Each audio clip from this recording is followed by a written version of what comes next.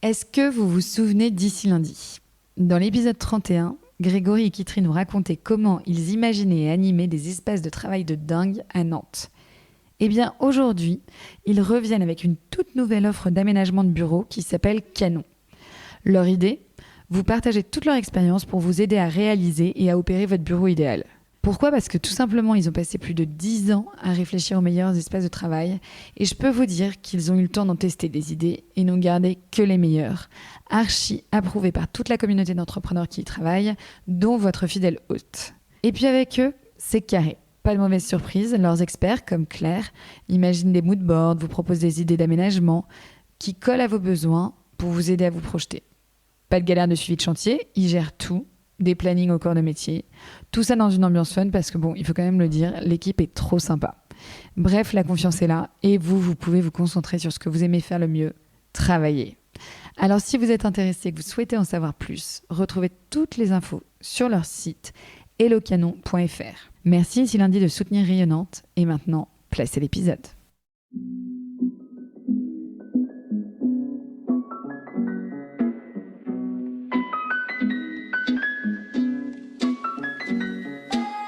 Hello à tous, je suis Éléonore Vigneron et je suis ravie de vous accueillir sur Rayonnante. Dans ce podcast, je pars à la rencontre de personnalités inspirantes qui rythment l'actualité ou l'innovation à Nantes et dans la région. Ensemble, nous discutons de leur parcours de vie, de l'origine de leurs projets et de leur vision de l'entrepreneuriat nantais. Rayonnante, un podcast original à écouter quand vous le voulez sur toutes vos plateformes de podcast. La boulangerie, ça a cette grande vertu. C'est du quotidien et c'est réel. Vous l'avez compris, dans ce nouvel épisode, on va parler baguettes, fournil, pâtisserie. Et pour ça, je suis allée rencontrer le boulanger du moment sur la place nantaise.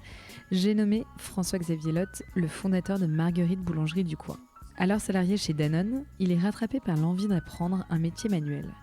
Il mature son projet pendant 3 ans avant de quitter définitivement l'entreprise pour se lancer à son compte. Son idée ? Réinventer la boulangerie de quartier, authentique, sincère, familiale et délicieuse. Comment ? En proposant des techniques de panification particulières et en travaillant avec des producteurs locaux. Son CAP en poche, il ouvre avec sa femme leur première boulangerie-pâtisserie au 8 rue Guépin en août 2022.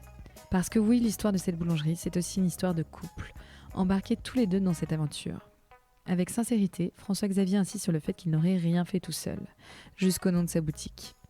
Dans cette discussion, il nous plonge dans l'univers de sa boulangerie et nous dévoile les défis qu'il a dû surmonter, rappelant ainsi l'humilité nécessaire face à des événements inattendus.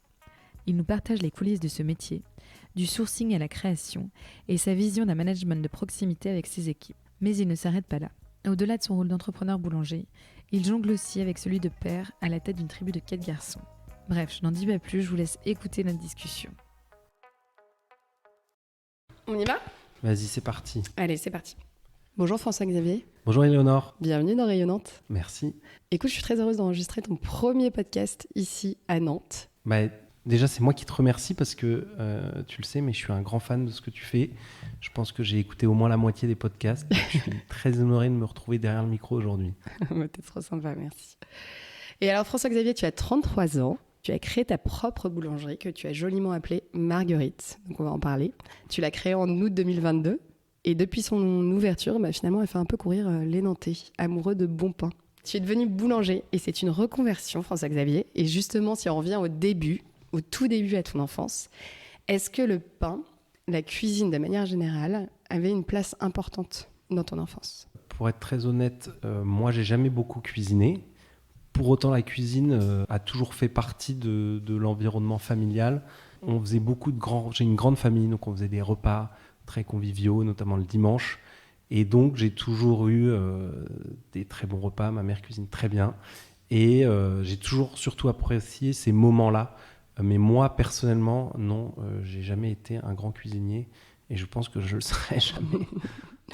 Mais alors, quand est-ce que tu as eu cette envie, finalement, de te reconvertir dans ce milieu-là ? Alors, l'envie, elle était surtout d'apprendre un métier manuel.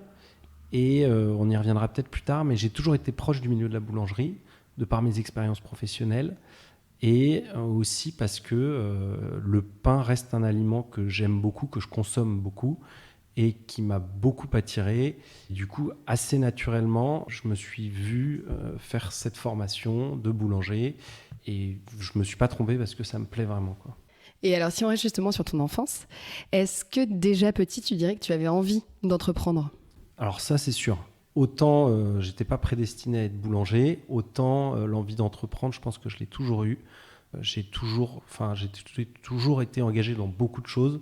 Quand j'étais étudiant, j'avais monté une asso sur l'Actu qui s'appelait Actu 5 à l'université. On avait fait venir Benoît Hamon, on avait fait venir Gaston Kellman, pas mal de personnalités, de rencontres. On faisait des amphis de 200 à 400 étudiants. Et c'est une expérience marquante. C'était la première fois que je créais quelque chose. Et ça, c'était top. J'ai fait beaucoup de scoutisme. Donc, j'ai toujours fait des projets, organisé des choses. Et je me suis toujours dit que je voulais monter ma boîte. Ça, c'est sûr. En jetant un coup d'œil à ton profil LinkedIn, j'ai vu que tu avais fait un master en entrepreneuriat à Nantes, ici à Audencia. Yes. Du coup, est-ce que ça veut dire que tu as grandi à Nantes ? Alors non, j'ai grandi essentiellement à Versailles, à côté de Paris. Mais j'ai fait une partie de mes études à Nantes. En effet, j'ai fait mon école de commerce à Nantes. Donc j'ai fait mon master d'entrepreneuriat à Nantes. Mais c'est la seule partie de mes études où j'étais à Nantes. Sinon, j'étais à Paris et un peu à l'étranger.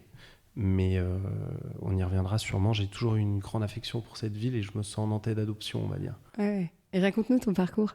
J'ai fait un IUT, puis une licence de sciences éco. Après, j'ai fait une école de commerce. Et à l'époque, j'avais une entreprise qui me faisait rêver, c'était Danone. J'ai toujours été attiré par cette boîte. Pourquoi ? C'est une grande entreprise française qui a la particularité d'avoir une dimension sociale importante qui m'a toujours parlé. Et c'est surtout une belle école de vente. Et donc moi, je voulais faire de la vente. Il n'y a pas beaucoup de gens, mine de rien, qui après une école de commerce veulent faire de la vente. Mais c'est vraiment la base de tout. On se vend tous les jours, on vend des projets, on vend aux clients. Et donc j'ai fait comme une deuxième école de commerce en commençant chez Danone, en étant commercial terrain. Et donc j'ai commencé là-bas. Et puis après, j'ai fait un peu de marketing au siège. Et puis après, je faisais du management de commerciaux et je me suis régalé. C'est une super boîte Danone. Voilà. Après, j'ai fait mon temps là-bas. J'ai fait le temps qu'il fallait. Mais j'ai vraiment beaucoup aimé. Ouais. Donc ça a été ta première expérience professionnelle ? C'était ma première et ma seule parce que j'ai fait mon stage de fin d'études. Puis j'ai bossé 7 ans là-bas. J'ai été marqué. Ils ont ce qui s'appelle chez Danone un double projet. Donc ça date du discours de Antoine Riboud à Barcelone. Si je ne dis pas de bêtises, ça devait être en 78. Où il parlait déjà du double projet social et économique de l'entreprise. Alors aujourd'hui, tout le monde en parle. À l'époque, c'était avant-gardiste. Moi, ça m'a toujours marqué. Et d'ailleurs, dans ma boulangerie, j'essaye d'appliquer au maximum ces espèces de mantras, ce qu'il y a autour du double projet, parce que je trouve ça hyper cohérent. Et donc, tu fais tes 7 ans chez Danone. Et là, qu'est-ce qui se passe ? À quel moment tu dis j'arrête Danone, je crée ma propre boulangerie ? Quel a été ton cheminement en fait ? Alors, chez Danone, mon dernier job était à Nantes, donc je m'occupais de la région ouest. Je manageais une équipe de commerciaux qui était sur l'ouest, donc j'habitais Nantes. J'adore cette ville et ma femme Marguerite, elle est nantaise et on voulait rester à Nantes. Et si on voulait rester à Nantes, je ne pouvais pas vraiment rester chez Danone. Ça, c'est la première chose. La deuxième chose, c'est que je pensais que j'avais fait le tour d'un point de vue commercial de ce que je voulais voir chez eux. Et j'avais envie d'apprendre un métier manuel. Comme je le disais tout à l'heure, j'ai toujours été proche du milieu de la boulangerie. Mon premier stage étudiant, je l'avais fait pendant 7 mois chez un meunier. Et puis chez Danone, mes clients, j'étais pour les marques Evian Badois, c'était des boulangers, des restaurateurs, des personnes de bar, des chaînes de boulangerie. Donc j'ai toujours côtoyé ce milieu-là. Je voyais que c'était un milieu en pleine mutation. Et donc au fur et à mesure, je me suis dit, je veux rester à Nantes. J'ai envie d'apprendre un métier manuel. La boulangerie, ça m'attire vraiment. Y a plein de nouvelles tendances. Donc allez, faut que je me lance dans ce domaine-là, quoi. On était en quelle année ? La réflexion, elle date il y a un sacré moment. Mais c'était, on va dire, les premières réflexions, c'est 2018-2019 quand même. Ok, ouais, donc ça date quoi. Et justement, entre ce moment où tu as eu cette réflexion, donc en 2018-2019, et le jour de l'ouverture de ta propre boulangerie, est-ce que tu pourrais nous raconter justement comment est-ce que tu as cheminé et comment est-ce que tu as fait pour te lancer ? Il y a l'idée de départ, parce qu'en fait, on est beaucoup à se dire « j'aimerais monter ma boîte ». En soi, il y en a plein qui se disent ça. Mais entre le moment où on a l'envie, le moment où on définit plus l'idée et le moment où on se lance, c'est sûr que c'est long, mais c'est vraiment hyper long. Au début, je me suis dit, il faut peut-être que je me lance dans un truc un peu sécure, etc. Pourquoi pas, j'en sais rien. Au début, je me disais, pourquoi pas une franchise. Et en fait, plus j'avançais, plus je découvrais le milieu de la boulangerie. J'ai fait des stages de découverte aussi. Et plus je me suis dit, et là, j'ai vraiment eu une passion pour ce secteur-là. Et je me suis dit, non, mais si je fais vraiment ce pas-là, il faut que je me forme et il faut que en plus, j'avais envie du coup d'apprendre ces compétences manuelles. Il faut vraiment que je me donne à fond et que je crée mon propre truc. Et voilà. Et donc, il y a l'idée de départ, puis après, ça s'affine, et puis après, on fait des expériences, puis après, on cherche une formation, et puis après, faut aussi, il y a des réalités financières.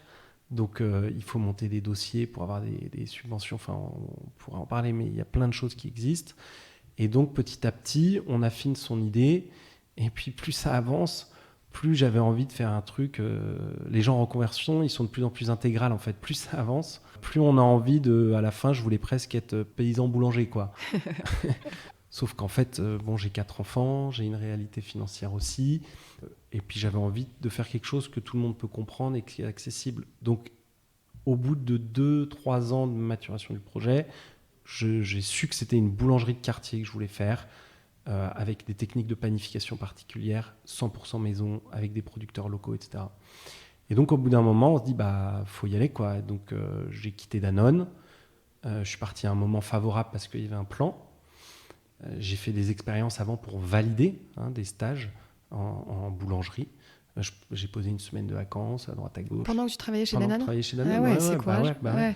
Et du coup, à ce moment-là, on se dit, allez, go, j'y vais. Je quitte Danone, je fais mon CAP, et puis là, c'est parti, quoi. Ouais, j'étais sûr de moi, et vraiment, et ça se confirme. Je l'ai dit au départ, là, j'avais pas une passion de la cuisine quand j'étais petit ou du pain, mais plus ça avance, plus je suis passionné. Mais vraiment, quoi.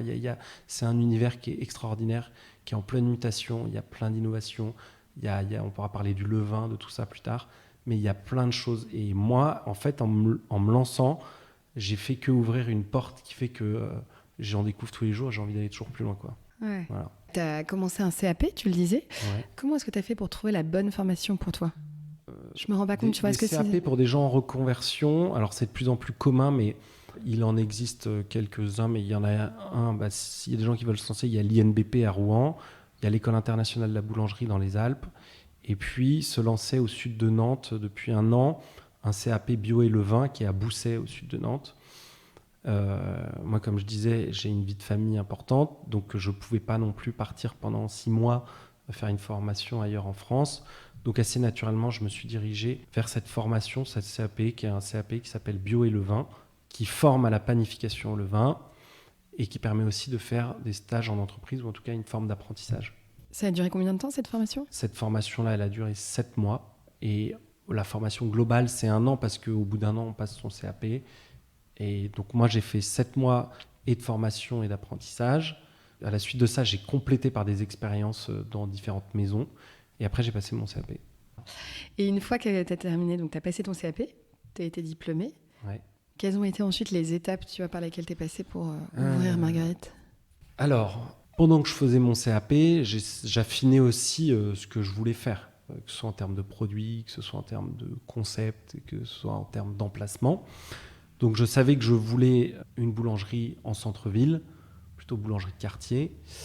Et donc, pendant cette année de CAP et de formation, je me suis aussi entouré des bonnes personnes. Donc, trouver le bon expert comptable, rencontrer les personnes qui vendent des fonds de commerce de boulangerie, et aussi être accompagné, quoi. Donc ça, c'est hyper important. Donc j'ai été accompagné par les bonnes personnes, et ça, j'ai vraiment eu de la chance là-dessus. Et assez rapidement, même presque trop rapidement, je dirais aujourd'hui, quelqu'un m'a proposé le fonds de commerce. Il s'appelle Luc, c'est presque un ami aujourd'hui. Il m'a proposé ce fonds de commerce, et ça s'est fait hyper vite, quoi, parce qu'au bout d'1 an, finalement, j'ai racheté ce fonds de commerce et je me suis lancé. Si c'était à refaire, j'aurais bien aimé faire plus d'expérience. Là, ça m'est un peu tombé dessus, et finalement, c'est le bon endroit, etc. Mais je recommande, s'il y a des gens qui veulent se lancer, de multiplier les expériences quand même. Pourquoi ? Parce que toi, tu as senti qu'il te manquait un peu d'expérience ? Ouais, je pense qu'au départ, j'étais pas 100% prêt. Après, je ne sais pas si il y a forcément un moment où on est 100% prêt, mais en fait, il existe tellement de techniques de panification, des techniques de travail, que c'est important d'en voir dans différentes maisons, enfin d'aller dans plein de boulangeries différentes. Et j'aurais voulu diversifier encore plus les expériences, voilà, pour être meilleur, quoi. Du coup, on reviendra sur toute la partie panification et tout, parce que je pense que tu as plein de choses à nous raconter. Si on reste juste sur ta boutique, donc sur ta boulangerie, tu lui as donné un nom, Marguerite. Yes. Raconte-nous un peu l'histoire de ce nom. Moi, je sais qu'il y a toute une symbolique derrière. L'histoire, ouais. Alors, on nous le demande souvent à la boulangerie. L'histoire, elle est assez simple. On cherchait un nom, on n'avait pas vraiment d'idée. Ah, d'ailleurs, pour la Quand tu dis on, ouais, parce que c'est toujours Marguerite et moi. Ouais. Je dis souvent on parce que vraiment j'insiste là-dessus. Je suis pas tout seul. On est vraiment tous les deux. Tous les recrutements, je valide avec elle. Les nouveaux produits, je valide avec elle. Mais vraiment, hein, on est vraiment tous les deux dans l'aventure. Et c'est vraiment une aventure. Et tout seul, je n'aurais jamais réussi. C'est impossible. Franchement, ça aurait été impossible. Donc, juste pour la petite parenthèse, Marguerite est ta femme. Marguerite est ma femme. Ouais. Et en fait, on cherchait un prénom. Pour la petite anecdote, on a fait un brainstorm avec des copains en se disant bon, on va trouver un nom et tout. Mais Marguerite, on a 4 enfants, on a 4 garçons. À l'époque, quand on cherchait, on avait 3 garçons. Et puis là, Marguerite, on a attendu le 4e. Elle a attendu le 4e. Là, pour le coup, je dis elle. Et en rigolant, je dis bon, on a 3 garçons. Si on a un 4e garçon, franchement, c'est tellement du sport. Pour te rendre hommage, j'appellerais la boulangerie Marguerite. Il s'avère qu'on a eu un 4e garçon. Et on avait fait un peu la blague autour de nous. Et les gens s'étaient inscrits dans leur tête, ils nous parlaient de la boulangerie Marguerite. On n'était pas forcément fans, mais en fait, finalement, ça se retient facilement. Il y a une histoire, il y a un côté un peu naturel à Marguerite, ce qu'on essaie de faire au maximum. Et donc, ça s'est fait assez facilement. Et après, le vrai nom, c'est Marguerite Boulangerie du Coin. Pourquoi Boulangerie du Coin ? Ça, j'y tiens vachement, parce qu'on travaille essentiellement avec des gens du coin. Et ça, c'était hyper important pour moi de connaître les gens avec qui je travaille, les producteurs, mais aussi en tant que commerçant, connaître tous les gens avec qui on est autour, notre écosystème. Donc, c'est vraiment les gens du coin, quoi. Et en plus, petit clin d'œil, on est à un coin de rue, donc ça marchait vachement bien, quoi. Si on parle de ce coin de rue, donc tu as installé rue Guépin à Nantes. Comment est-ce que tu as choisi cet emplacement ? Alors, tu parlais d'une opportunité. Ouais, c'était vraiment une opportunité. Pour tout dire, au départ, je ne souhaitais pas y aller parce que j'avais une idée très arrêtée de ce que je voulais. Je voulais une boulangerie avec un fournil ouvert pour qu'on voit les gens travailler. Parce que c'est tellement beau, il y a certains gestes qui sont tellement beaux. Et voir quelqu'un rouler des croissants, faire une babka maison tressée, etc., je trouve ça ouf. Je voulais vraiment que tout le monde le voie. Et le labo, là où on bosse aujourd'hui, il est en entresol. Donc ça veut dire qu'on doit descendre. Les gens ne peuvent pas voir la prod. Je trouve ça assez frustrant. Donc au début, quand on m'a présenté le truc, j'ai dit bah non, moi ça ne correspond pas à un de mes critères principaux, qui est de voir les gens bosser. Et puis après, la réalité, c'est qu'il n'y en a pas 15 000 des fonds de commerce à vendre. Qu'il est quand même, la règle du commerce, ça reste l'emplacement. Donc je me suis raisonné, je me suis dit voilà, l'emplacement il est quand même dingue, ça coche pas mal de critères. Il y a un labo de prod qui est quand même sympa en dessous. Donc finalement, on y allait. Et aussi parce que j'avais pas mal parlé avec... je suis assez copain avec Com, qui gère la boucherie Les Bottes, que tu as aussi interviewé. Ouais, son associé. Son associé, ouais. Et lui m'avait dit, c'est hyper important que tu sois dans un quartier où tes collègues, c'est les commerçants autour, quoi. Que vraiment, faut qu'il y ait une ambiance sympa. Lui, il est rue Saint-Léonard. Et ça, j'ai vraiment suivi son conseil parce que l'endroit où on est top. Que ce soit les cafés, les bars à côté, la pizzeria, le fleuriste, le dot, enfin vraiment, ça crée une ambiance de petit village, je trouve. On a l'impression. Cette place là, maintenant, on a une asso de commerçants et de riverains qui est super. Et vraiment, aucun regret, bien au contraire. Donc l'emplacement a fait qu'on y allait. Ouais. Tu vois, on sent que dans la déco, dans l'architecture de ta boulangerie, il y a des vrais partis pris créatifs. Quelle a été, toi, ta réflexion ? Tu vois, comment est-ce que tu te projetais à l'époque quand tu voyais cette boulangerie ? Pendant l'année de CAP, même celle d'avant, donc je réfléchis à mon offre, je me forme, je réfléchis à mon offre, je suis passionné par le domaine, j'écoute tous les podcasts imaginables sur la boulangerie, je vais régulièrement à Paris. Il y a quand même une grosse tendance de fond sur la boulangerie. Il y a des boulangeries, moi, qui m'inspirent énormément, qui sont pas mal à Paris, que ce soit l'Atelier Pain, que ce soit Mamiche. Et donc, je me suis inspiré pas mal de ce que certains font, c'est-à-dire des matériaux bruts, Puis je voulais vraiment, moi ma volonté c'était d'avoir quelque chose d'hyper épuré, une offre hyper claire et quelque chose d'assez lumineux. Voilà. Et donc c'est pour ça qu'avec les archis qu'on a pris, on a voulu faire quelque chose d'hyper épuré, une façade blanche, une hauteur sous plafond vraiment grande, une boulangerie pas surchargée. Je trouve que parfois dans les boulangeries, on ne sait plus quoi. Enfin, il y en a tellement partout que voilà. Nous, c'est un vrai parti pris d'avoir quelque chose d'hyper épuré. Je trouve qu'on ressent ce côté un peu comme à la maison. Quand on rentre dans ta boulangerie, on se sent bien. C'est ce qu'on a voulu faire et ça me fait plaisir que tu dises ça. Tu vois, on a du béton ciré au sol, on a de la mosaïque sur le comptoir, on a des grandes... Nos grandes étagères, c'est du bois de Loire-Atlantique. Enfin, c'est fait par un super menuisier et tout. Vraiment, l'idée, c'était vraiment de faire quelque chose où on se sent bien, quoi. Mais même, en fait, que ce soit un lieu de vie. Alors, on parle beaucoup de lieu de vie dans la restauration. C'est hyper la mode, les lieux de vie, les concepts, les machins. Mais la boulangerie, les nouvelles, on a le droit aussi, dans la boulangerie, de se sentir super bien, quoi. Et c'est ce qu'on s'est dit. Tu as écrit, il y a 3 ans, j'avais lu l'excellent livre de Pierre-Yves Gomez sur l'intelligence du travail. Cette lecture a eu un impact énorme sur la suite de mon parcours professionnel. Quand moi, je me suis lancé, il y a la théorie, et puis après, il y a toujours des espèces de déclics, des moments déclencheurs. Moi, j'en ai eu 2. Une discussion avec un copain un soir, Damien, il s'appelle, je me souviens très bien, et lui qui veut aussi monter sa boîte, il me dit « Non mais, on va pas passer notre vie à servir le rêve de quelqu'un. » Il m'avait dit ça, moi j'étais salarié et tout, machin, et je me dis « Mais c'est vrai, enfin réalise ton rêve, quoi. » Donc ça, c'est le premier truc. Et deuxième truc, la lecture de Pierre-Yves Gomez, que j'aime beaucoup, L'intelligence du travail, qui réfléchit sur la notion de travail. Ça m'a beaucoup parlé. Il a une espèce de théorie, qui est la théorie de l'échelle, entre, dans les grosses boîtes, là où j'étais, les gens, tout en haut de l'échelle, ils dirigent, ils gouvernent le bateau, ils savent, ils donnent des directions, ils ont de l'impact. Ceux tout en bas, finalement, que ce soit les ouvriers ou les premiers exécutants, entre guillemets, eux, c'est concret ce qu'ils font. Ils vont réaliser une tâche sûrement répétitive, mais ils voient leurs fruits tous les jours. C'est-à-dire qu'ils ont construit quelque chose. Et au milieu de cette échelle, il y a cette espèce de magma, de cadre sup qui va acheter un produit, il ne sait pas comment il est fait, le vendre à quelqu'un, il ne sait pas qui c'est. Et donc, c'est ce qui donne la perte de sens. Et ce bouquin-là parle du sens du travail, de l'intelligence du travail et de la perte de sens que beaucoup connaissent aujourd'hui. Il l'analyse très bien. Et il dit qu'il faut revenir à des choses concrètes. Et si j'ai voulu aussi créer une boulangerie, c'est parce que je voulais créer un commerce. Tous les jours, je produis et je vends. Je sais où j'achète ma farine, je sais d'où vient mon sel et je sais à qui je le vends. Mais ça, c'est philosophique, c'est psychologique, c'est humain, c'est hyper réalisant. Le matin, je sais pourquoi je me lève. Le soir, je sais ce que j'ai vendu. Mais c'est basique, hein. Mais ça m'a vachement parlé dans ce livre.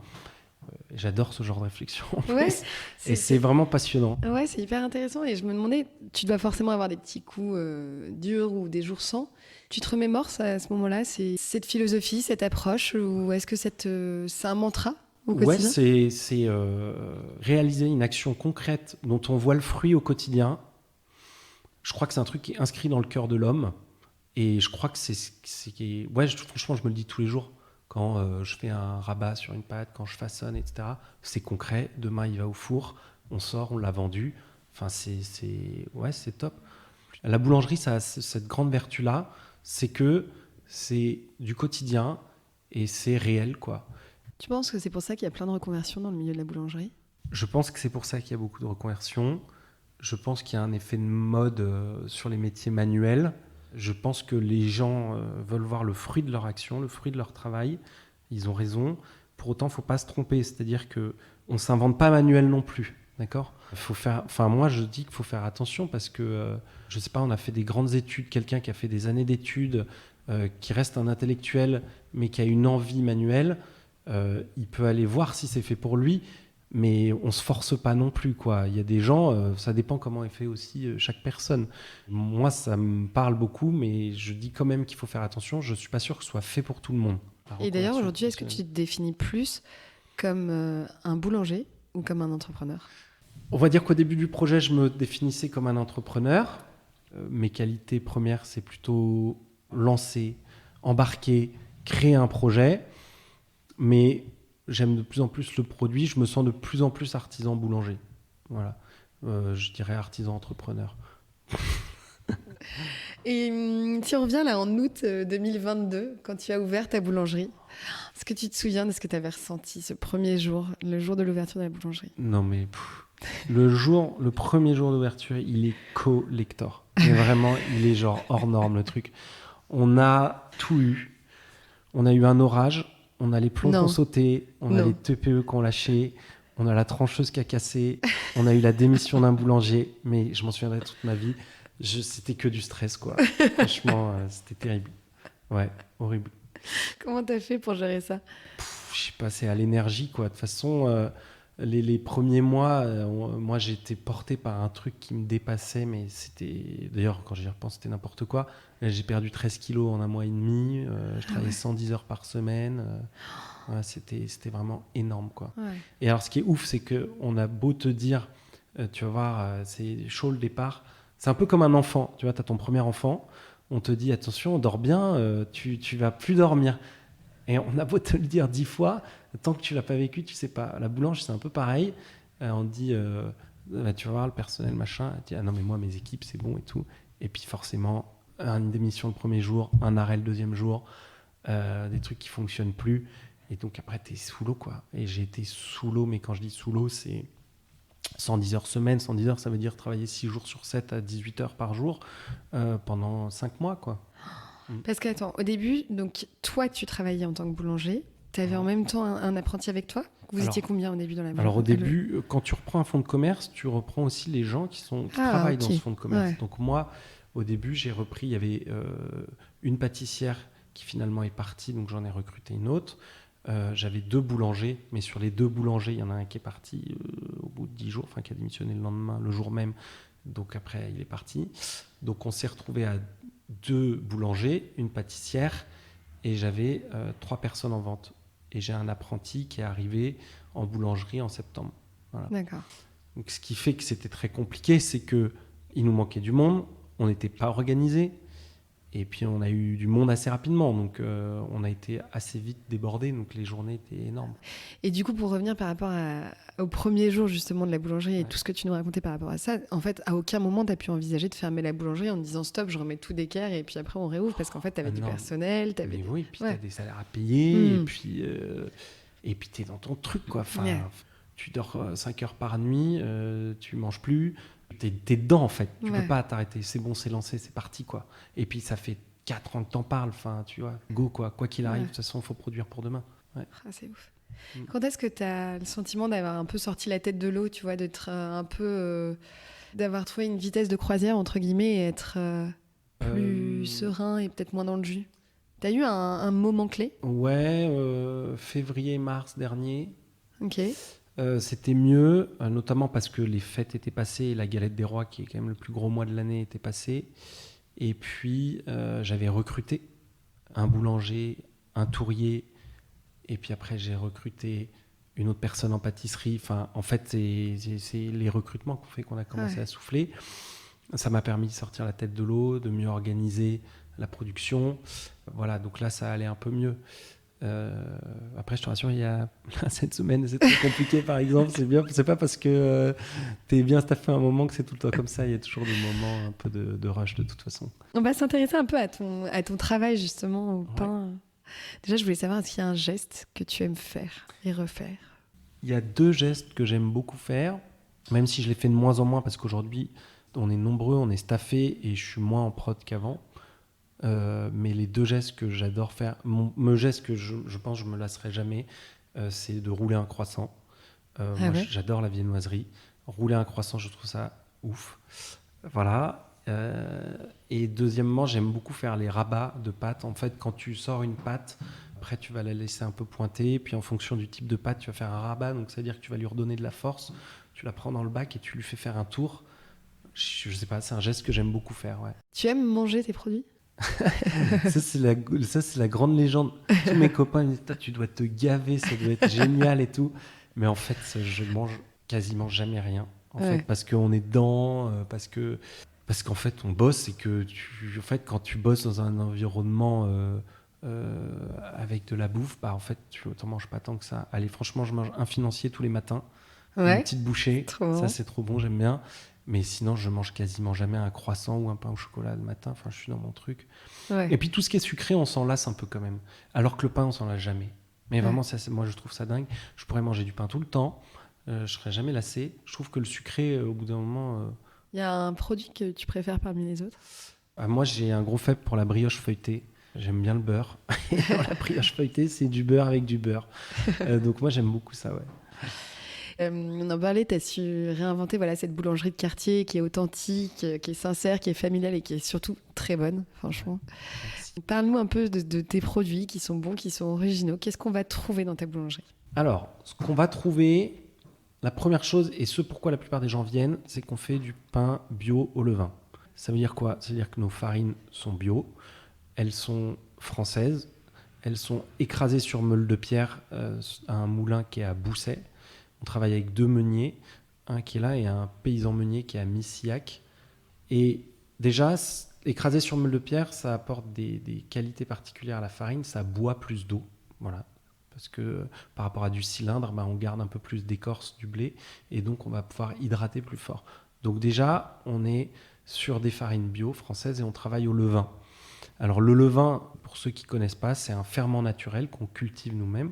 Au départ, c'est de l'eau, de la farine, avec un peu, nous au départ, on avait mis des écorces de pommes. Il faut mettre un peu de sucre pour que ça fermente. Donc la fermentation, il y en a partout.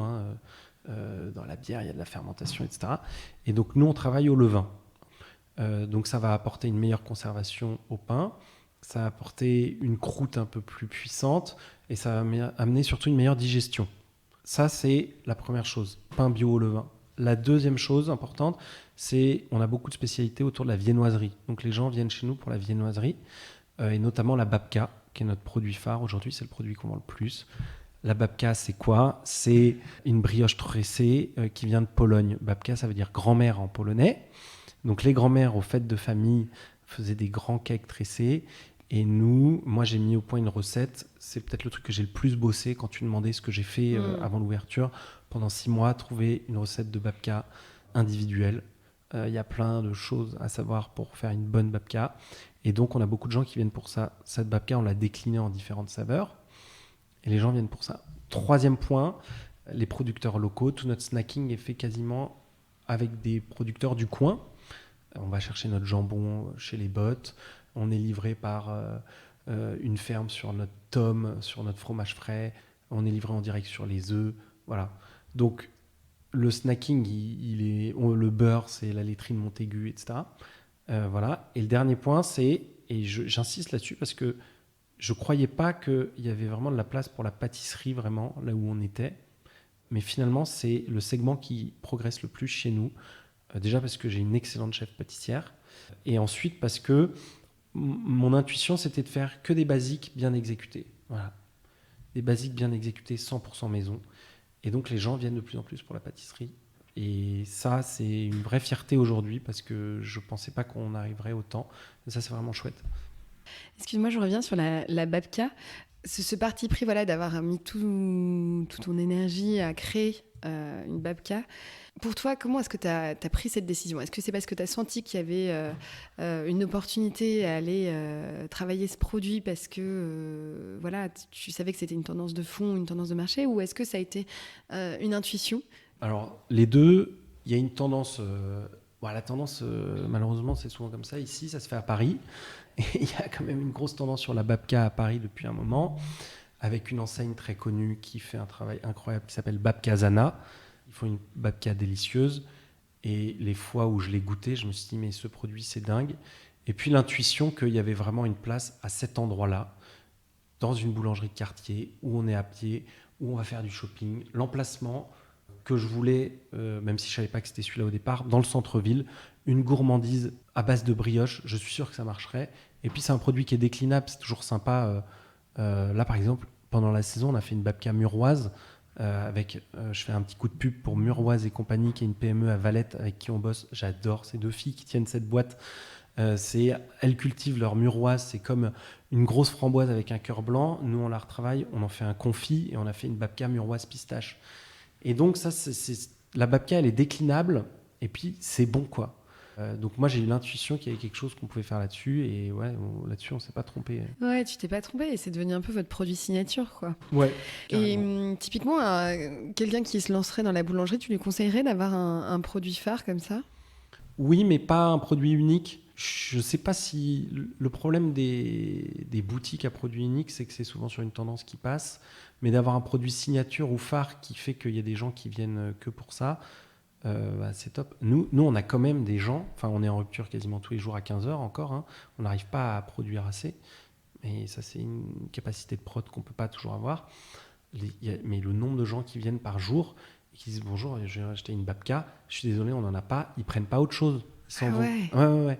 Donc on a vraiment créé un truc sur la babka. Donc, mais pour revenir à ta question, oui, je trouve ça chouette d'avoir un produit phare, un peu signature, parce que ça marque qui on est et puis ça montre un savoir-faire. C'est surtout ça quoi, qui est sympa, c'est voilà ce qu'on sait bien faire ici. Et si je reviens sur le choix de tes partenaires locaux, comment est-ce que tu fais pour les trouver? Est-ce que c'est eux qui te démarchent? Ils savent que tu es dans cette logique-là d'aller chercher des partenaires locaux? Ou est-ce que c'est toi qui en entends parler et donc du coup tu fais cette démarche-là? Encore, tu me demandais tout à l'heure, qu'est-ce que tu fais avant de créer, avant d'avoir repris le fonds de commerce pendant l'année de CAP? Le sourcing, énorme boulot quoi. Ouais. Énorme boulot de trouver les bons producteurs. Alors il y a trouver les bons producteurs, ça tu peux, c'est du bouche à oreille, c'est des salons. Tu vas voir tout bêtement un endroit que tu aimes bien, que ce soit une épicerie, une pizzeria, un resto, tu te dis c'est trop bon, je sais pas, votre tome, vous l'achetez où? Et après tu vas voir le producteur. Enfin, j'ai fait ça en plein d'endroits. Mais après, au début, t'es personne en fait. Enfin, moi, avant qu'il y ait des gens qui veuillent bien me livrer en direct, faut faire un peu tes preuves entre guillemets. Et c'est un peu le problème au départ, c'est que il faut trouver des gens, quand tu es en direct ou quand tu es en local, il faut trouver des gens qui veulent bien te livrer. Alors, il y a des gens, moi, où je vais chercher encore parce que c'est comme ça, quoi. Mon sel, je vais à Mesquer le chercher. Mon miel, qu'on met dans toutes les viennoiseries et les brioches, je vais à la ferme de Kérué à Mesquer aussi. Mais ils ne me livrent pas. Il y a encore pas mal de trucs que je vais chercher moi-même. Ouais. Mais il faut, au départ, c'est un petit milieu. Hein. Tu regardes ce qui se fait de bien à droite à gauche. Faut aller voir les gens. Je suis allé à la ferme de la Divate. Au début, je suis allé les voir, ils ont bien voulu me livrer un peu au début. Puis aujourd'hui, on fait un volume de dingue avec eux. Ils me livrent tous les mercredis, quoi. Ah ouais. Donc il faut, au début, faut essayer d'avoir la confiance des gens. Ouais. Et donc on retrouve une production artisanale et locale 100% maison. Pas bio. Si, tous les pains. Tous les pains, t'as raison, ils sont faits à base de farine bio. Tout le pain est bio. Après, pourquoi le reste est pas bio? C'est une bonne question. J'ai pas mal de réponses là-dessus. J'ai déjà eu les questions. Je privilégie largement le local au bio. Je donne un exemple, le beurre. On a la laiterie de Montaigu qui est peut-être un beurre AOP. Enfin, franchement, c'est la Rolls-Royce du beurre. Nous, on travaille et nos beurres de nos pâtes et notre beurre de Tourage en beurre de Montaigu. C'est ce qui se fait de mieux plutôt qu'aller chercher du beurre bio qui souvent vient d'Allemagne. Pour moi, ça n'a pas de sens. Donc, à partir de là, la viennoiserie, elle n'est pas bio. Et puis, l'autre chose, c'est que vraiment, dans mon intuition, c'est d'être une boulangerie de quartier. Je veux que tout le monde puisse venir. Une baguette à 1,20, un croissant à 1,15 €. Le bio ne permet pas toujours d'avoir ces prix accessibles. Et pour autant, en local, il y a des choses très bien qui se font. Donc, on est bio sur le pain parce qu'il y a des vraies vertus de panification, etc. Sur le reste, on est de saison ou local. Et tu dirais que tu cuisines aujourd'hui les produits que tu aimes ou ceux qui plaisent à tes clients? Au début, je cuisine ou je sors les produits que je veux parce que j'ai une idée, parce que tu as envie de faire ce que tu aimes au début. Puis après, tu connais ta clientèle. Donc après, tu sais très bien ce que ta clientèle vient chercher. Nous, on a une clientèle qui vient chercher un produit qui est souvent à cheval entre la viennoiserie et la pâtisserie. Il y a une espèce de tendance là-dessus. Et je sais que ces produits-là fonctionnent. Exemple, le New York Roll. On a une clientèle, on a arrêté parce que on s'est dit que ça avait fait son temps là, l'été. Donc on n'en a pas fait à la rentrée. Le New York Roll, c'est une pâte à croissant en rond avec un dessert crème légère vanille et un glaçage chocolat rocher. C'est une influence qui vient de New York, qui est arrivée en France. Nous, on l'a lancé, ça a cartonné, c'est beaucoup de boulot. Puis moi, je me suis dit, voilà, chaque produit a des temps donnés. Mais en fait, on a eu tellement de demandes depuis les rentrées qu'on le ressort mardi, jeudi, samedi. Ah ouais. Donc ces produits-là qui sont sur des bases de pâte feuilletée, de pâte levée feuilletée, avec de la garniture, des crèmes plutôt pâtissières, je sais que ma clientèle aime bien. Par exemple, là, on a sorti un Maritozzo C'est une brioche italienne avec une chantilly à vanille fraîche, un coulis de framboise et des fruits de saison au-dessus. C'est pas de la viennoiserie, c'est pas de la pâtisserie, c'est entre les deux. Et au bout d'un moment, je sais que ça marche. Et j'en ai plein des idées de produits comme ça. Et moi, c'est ce que j'aime, c'est méga gourmand, c'est 100% fait maison. Et je sais que les gens aiment bien. Donc au bout d'un moment, en fait, ta clientèle, elle te ressemble un peu en fait au bout d'un moment. Donc tu sors les produits que t'aimes et en même temps, tu sais que c'est ce qui va plaire aux clients. Ouais. Et tu dis, j'en ai plein des idées comme ça. Comment est-ce que tu fais pour trouver justement de l'inspiration, de nouvelles idées de produits ? Alors, je vais être très honnête. Aujourd'hui, la plupart des inspirations viennent de mon équipe. J'ai une équipe de prod, enfin je le souligne, qui est ouf. Ils bossent vachement bien et ils sont hyper créatifs. J'ai une boulangère, Tiffaine, qui vient de l'Est. Elle nous fait des croissants façon bretzel, ça vient d'elle. J'ai Victor qui adore faire des trucs un peu plus exotiques. Il nous a sorti un jour un roulé za'atar. Donc c'est de la pâte à pain avec du beurre feuilleté, donc la même technique que le croissant. On vient mettre du fromage frais et du za'atar, qui est une épice libanaise, qu'aujourd'hui on achète chez Chop Chop, qui est un resto à Nantes qui fait son za'atar maison. Et voilà, ces idées-là, au début on a fait des tests, puis ça marche trop bien, donc on les garde. Aujourd'hui, les intuitions, les créations, elles viennent beaucoup de l'équipe. Alors moi, j'ai des idées. Mais d'ailleurs, c'est très drôle. On a mis en place un planning d'innovation. On fait toujours des produits éphémères le vendredi, samedi. Tous les vendredis, samedi, on sort un nouveau produit. Et donc, j'ai créé un planning. Ils doivent s'inscrire, ceux qui veulent créer quelque chose, toutes les semaines, vendredi, samedi. Donc, début de semaine, on fait nos tests. Et fin de semaine, on sort le nouveau produit. Et aujourd'hui, toutes nos créations, toutes les innos, la plupart du temps, c'est l'équipe qui les a. Et c'est tellement mieux comme ça, parce que même eux, ils s'amusent, quoi. Ouais, et c'est quoi l'idée la plus folle qui t'ont sorti ? Alors là, Florian, un de nos boulangers, il nous a sorti un pain au poivre. Alors j'avoue que c'était la semaine dernière, j'y croyais pas trop. Florian, il a cette qualité d'être un peu cuisinier aussi. Et finalement, il l'a sorti pour faire un sandwich dans lequel on a mis du fromage, des tomates séchées. Mais c'est parti, mais comme des petits pains, quoi. Et ouais, et en fait, ça se mariait hyper bien. Dedans, il avait mis aussi des oignons rouges et un pain au poivre. Alors seul, c'est un peu fort. Un poivre 4 baies qu'il avait écrasé lui-même, etc. Et finalement, trop stylé. Mais j'y croyais moyen au départ, j'avoue. Et toi, c'est quoi le produit que tu aimerais mettre en haut de la liste que tu aimerais créer ? Ah, alors là, je l'ai toujours dit, mais bon, ça demande de l'orgasme, c'est du beignet maison, mais genre un gros beignet maison, quoi. Ah ouais, le truc, c'est qu'il faut friteuse, il faut la place, il faut une maxi friteuse, ça en met partout. Aujourd'hui, on n'a pas assez de place, mais un jour, on aura une gamme de beignets maison. J'adore les beignets, mais tu vois, le beignet là qui est plein de sucre et qui est dans l'huile et que tu garnis maison, trop bon, quoi. Mais pour l'instant, ça, c'est vraiment c'est en haut de ma liste, quoi. Ouais. Et comment est-ce que tu te nourris, toi ? Comment est-ce que tu trouves l'inspiration ? Alors, comment je trouve l'inspiration ? Évidemment, aujourd'hui, beaucoup Instagram. C'est quand même dingue tout ce qui se fait. Voilà, il y a quand même, on peut tout suivre là-dessus. Et puis après, il y a des livres, quoi, de référence. Grand livre de la viennoiserie, voilà. Et puis les formations. Là, tu vois, il y a 10 jours, j'avais 2 personnes en formation. Ils sont avec des gars top connus. Et là, ils apprennent des nouvelles techniques. Voilà. Et donc là, les inspirations viennent de là aussi. Et aussi... d'aller chez des collègues, ou moi j'aime bien aller voir aussi, je suis pas du tout que des boulangeries, mais des univers culinaires. Enfin, ça peut être du resto, ça peut être du fast-food. Enfin, il y a plein de trucs, il y a plein d'influences. En fait, la boulangerie aujourd'hui est devenue hyper créative. Ça s'est tellement dépoussiéré depuis 5 ans.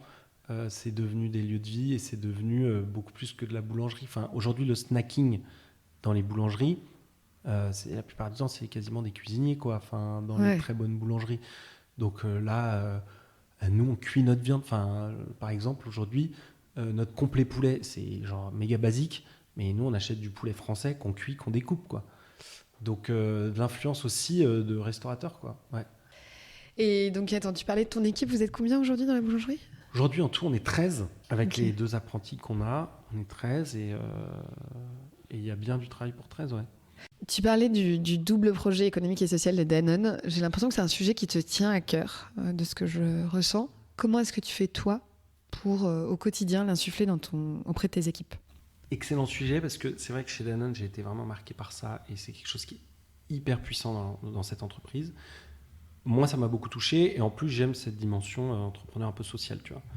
Et l'artisanat, de base, c'est un secteur qui est dur. C'est des gens qui ont des conditions de travail difficiles, des horaires décalés, des charges de travail importantes, physiques, avec des rémunérations qui ne sont pas très élevées par rapport au travail produit. Ça, j'ai découvert. Concrètement, moi, qu'est-ce que je fais ? Déjà, au niveau du rythme de travail, j'aménage les emplois du temps de manière à ce que tout le monde ait au moins un week-end par mois. Ou alors un dimanche, lundi, etc. Ça paraît pas grand-chose, mais dans ce milieu-là, beaucoup de gens ont 2 jours de repos non consécutifs. Ce qui est absolument horrible, je trouve, pour la vie de famille. Donc, j'essaie de favoriser ça au maximum, les jours de repos, 2 jours de repos consécutifs, premièrement. Deuxièmement, en vente, je ne fais pas de coupure, parce que en français, c'est pas facile. Et ensuite, tu vois, aussi dans l'investissement du matériel, quand j'ai repris ce fonds de commerce, il y avait beaucoup de choses qui cassent le dos. Donc, investir dans le matériel, du repose-bâton, tout ça qui permettent de limiter les gestes qui font mal. Deuxièmement. Et troisièmement, les gens, la dimension économique, c'est-à-dire que là, on vient de clôturer un super exercice. Et tu vois, on met en place avec Marguerite un truc qui est la prime sur la valeur ajoutée. Donc, en gros, tu as fait grossir le gâteau. Et du coup, ce gâteau, cet enrichissement que tu as créé, entre guillemets, tu le répartis un peu à tout le monde, quoi. Donc, en gros, en fonction de qui est arrivé quand, du temps de travail, tu répartis la richesse, quoi, que chacun ait un peu de sa part de gâteau. Et ça, pour moi, c'est super important, philosophiquement. Et ensuite, il ne faut pas se leurrer, c'est ce qui fait aussi que les gens restent, parce que c'est quand même plus sympa de voir que tu as bossé, parfois tu as beaucoup bossé, et tu récupères les fruits au bout d'un moment, quoi. Est-ce que tu as déjà entendu parler de ce type d'approche dans le milieu de la boulangerie ou est-ce que c'est assez novateur ? Non. Honnêtement, je ne l'ai pas vraiment vu. Et en tout cas, dans les différentes expériences que j'ai faites, je ne l'ai pas forcément vécu. Dans les différentes maisons où j'ai travaillé. Après, c'est quelque chose qui me tient à cœur d'une part. Et d'autre part, je pense que ça va devenir un indispensable pour recruter. La problématique numéro 1 de notre secteur, c'est le recrutement. Trouver une vendeuse qui se plaît, qui reste. Et je reviens sur la dimension sociale économique, c'est remercier ses collaborateurs. Je leur dis tous les jours merci quasiment.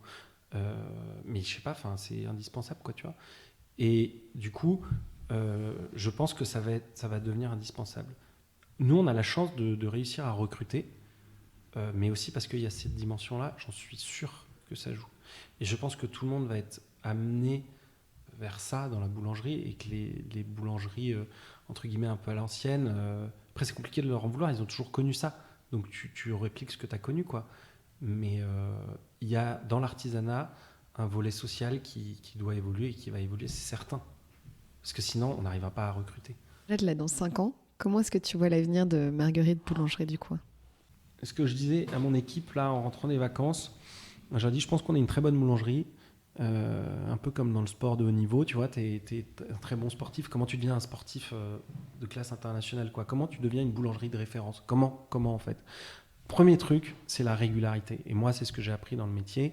C'est-à-dire que c'est possible de sortir une bonne pâte un jour, un beau croissant une fois. Comment t'es régulier tous les jours, quoi. Vraiment. Donc, la régularité. Donc, l'objectif, c'est dans 5 ans d'être encore plus régulier, premièrement. Deuxièmement, c'est d'être le plus créatif possible. C'est-à-dire qu'aujourd'hui, je suis les tendances. Parfois, j'essaye d'en créer. Le maritozzo, la manière dont on le fait, c'était nouveau. Mais comment demain, tu peux quasiment créer des tendances ? Ça, c'est quasi une ambition, quoi. Même en pâtisserie, franchement, on fait des choses. On a sorti le chouchou, c'est une nouvelle pâtisserie. J'en dis pas plus, venez goûter en boutique. Ce que la pâtissière a fait, c'est top, quoi. Franchement, c'est topissime. Donc il y a ça. Et puis après, je sais où tu veux en venir. J'ai vu les questions de certains des fans là. Il n'y aura pas un méga développement de Marguerite Boulangerie, c'est-à-dire que ça n'est absolument pas mon ambition. Plus j'avance, moins j'ai envie qu'on se développe. Okay. Plus j'avance, plus j'ai envie qu'on fasse surtout bien les choses, quoi. Et je crois que si on se développe trop, ou soit trop vite, soit trop gros, c'est compliqué de garder la même qualité, quoi. Donc voilà, peut-être qu'un jour on en aura une deuxième, j'en sais rien. Là, l'idée c'est de trouver plus de place parce qu'aujourd'hui on est trop court en place. Donc essayer de trouver comment on peut avoir plus de place pour produire. Ça, c'est le sujet du moment. Mais peut-être qu'un jour il y en aura une deuxième, mais il n'y en aura pas tellement plus un jour. Voilà. Ouais. Mais déjà, là, il y a tellement de boulot Là, c'est déjà bien faire les choses. Et alors, une question d'un auditeur aussi de Rayonnante. Comment est-ce que tu fais pour gérer ta vie de famille et ta vie de boulanger ? Je vais être honnête, parfois, je la gère pas du tout. Parfois, je suis complètement débordé. C'est mon premier enjeu personnel. C'est vraiment un équilibre. Et heureusement que j'ai une famille, et heureusement que j'ai une famille nombreuse. Souvent, les gens me disent, mais comment tu fais ou comment vous faites à Marguerite ? C'est plutôt, moi je dis souvent, mais comment je ferais si j'avais pas... C'est-à-dire que ma famille me happe forcément. Donc, si j'avais pas ça, je serais encore plus au Fournil, encore plus en vente. Donc, assez rapidement, avec Marguerite, on s'était dit, il faut que je prenne des week-ends pour la vie de famille. Mais si j'avais pas eu des enfants, j'aurais jamais pris de week-end. Donc, en fait, ça m'apporte un certain équilibre en théorie. C'est-à-dire que ça me permet de prendre des samedis là où je ne me le serais pas permis, etc. Donc d'avoir un vrai week-end. Et parfois de rentrer plus tôt, etc. Mais pour autant, parfois, il y a des impératifs. Enfin, moi, je découvre le monde artisanal. Et quand quelqu'un n'est pas là, un autre doit compenser. Et l'autre, c'est souvent moi. Donc c'est compliqué de concilier la vie de famille. Ce que j'essaye de faire, c'est vraiment de prendre au moins un week-end sur 3. De ne pas bosser samedi, dimanche. Et ensuite, quand je suis là, je suis vraiment là, quoi. C'est vrai que quand on est dans une grosse boîte, parfois on est là, mais on n'est pas là, on est en télétravail, en machin, peut-être les temps sont moins quali. Là, j'essaie d'avoir des temps hyper quali avec mes garçons. Et voilà, et avec Marguerite, pour la vie de famille, on est un peu tout le temps ensemble, donc ça, c'est cool. Mais c'est un enjeu, c'est vraiment, pour les gens qui se lancent, s'il y en a qui veulent faire ça, c'est vraiment nous, c'est des heures de discussion avec Marguerite sur c'est quoi nos lignes rouges. Dans 6 mois, on doit être où ? Dans 1 an, on doit être où ? Qu'est-ce qu'on n'accepte pas ? Qu'est-ce qu'on n'acceptera pas dans 6 mois ? Genre, un truc, par exemple, quand on s'est lancé, on s'est dit, quoi qu'il arrive, février, on prend une semaine de vacances, mais quoi qu'il arrive, et même si genre il manque 5 personnes, j'en sais rien, parce que il y aura besoin d'une respiration. Et on l'a fait, et ça s'est très bien passé. Mais il faut se l'imposer. La famille permet de s'imposer ce genre de choses, et c'est trop bien, quoi. Et l'autre chose, la magie des enfants fait que ça s'entraîne à se réveiller la nuit. Tu vois, nous on a eu un là, notre aîné Jean, il a mis je sais pas combien de temps à faire ses nuits. En fait, ça m'a entraîné à me lever tôt, quoi, tu vois. Ouais. On termine par Nantes. Enfin, une petite question sur Nantes. Qu'est-ce que tu as trouvé ici à Nantes pour ta boulangerie que selon toi tu n'aurais pas trouvé ailleurs ? Alors, qu'est-ce que j'ai trouvé ? Le gros avantage de Nantes, c'est la terre et la mer. Enfin, tu vois, genre juste déjà géographiquement. Concrètement, ça veut dire quoi ?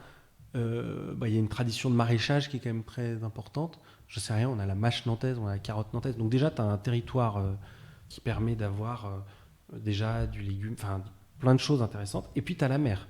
Donc ça veut dire que tu peux avoir... là, on est en train de bosser sur un pain aux algues.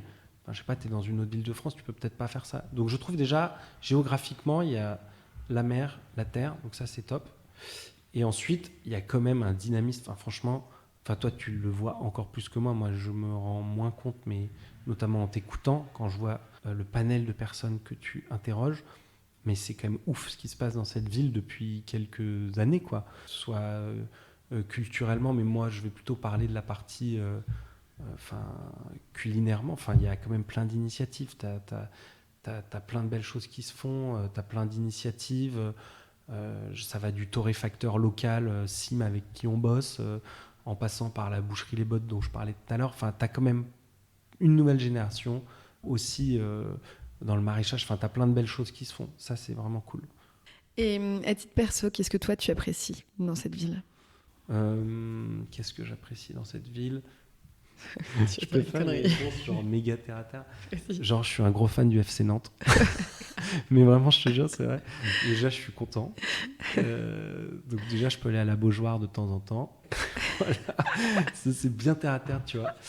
Et puis après, moi, j'ai quand même un peu de famille dans le coin, donc on est bien. J'ai ma belle famille dans le coin. J'aime être assez proche de la mer. Je fais, quand j'ai du temps, maintenant j'en ai beaucoup moins, j'en fais quasiment plus, mais du kitesurf. Voilà, je sais pas, moi je suis vraiment fan de cette ville. Je trouve qu'on y est bien. Je fais tout à vélo, c'est quand même cool. Et puis ouais, la proximité de la mer, c'est quand même hyper agréable.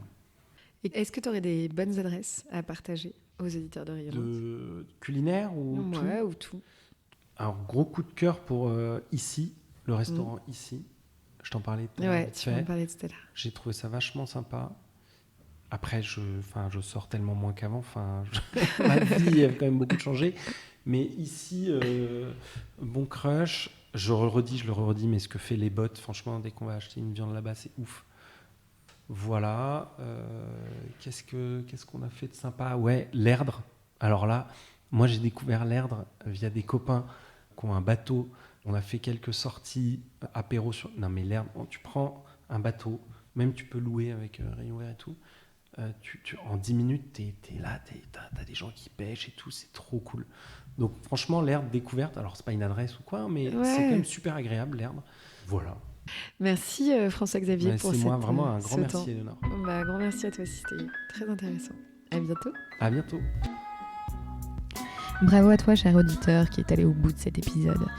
Si tu l'as aimé, merci de le partager largement autour de toi. Et puis si tu veux m'aider à faire connaître et grandir Rayonnante, eh bien tu peux tout simplement mettre 5 étoiles et un commentaire sur l'appli Apple Podcast. Je te souhaite une belle semaine et je te donne rendez-vous dans quelques jours pour un nouvel épisode.